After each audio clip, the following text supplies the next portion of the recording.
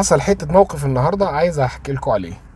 قاعد مستني في العربيه، حد نزل معايا بيشتري حاجه من صيدليه، فقاعد ببطل العربيه وقاعد بلعب في الموبايل. لقيت حد كده بعكاز جاي من جنب العربيه، فلمحته في المرايه لقيت راجل عجوز معدي كده وبتاع، فخلاص مش في دماغي مركز معاه، بس لكن ايه ماليش دعوه بيه يعني. لقيته جه جنب العربيه وراح مميل كده، عايز يسيبوه، وراح واخد بعضه وماشي. فانا اللحظه كده انا سمعت الكلام اللي اتقال، بس انا حسيت ان ودني، لا انا سمعت غلط. يعني في كلام انا سمعته، بس لا انا سمعت غلط. ما ينفع يعني، ما ينفعش الكلام ده، مش منطقي ان حد يقوله لحد. فللحظه كده رحت جاي قاعد ساند مستنيه اشوفه بيعمل ايه. لقيته وصل لحد اول العربيه وراح لافف من الداير، بص حواليه كده وراح باصص لي ايه. قلت له هو ايه اللي ايه؟ انت اللي ايه؟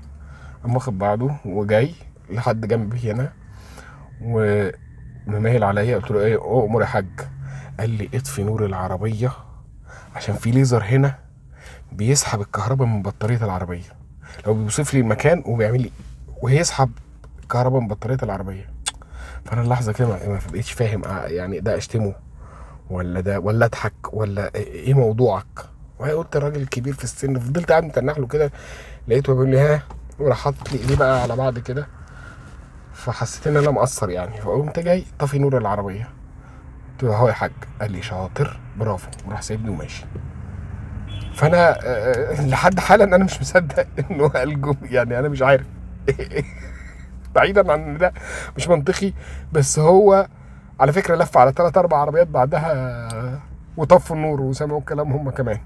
هو شكله مخيف شويه. فانا حبيت اسالكم، يمكن عدى على حد قبلكم او حد عنده وجهه نظر في النظريه بتاعه الليزر دي.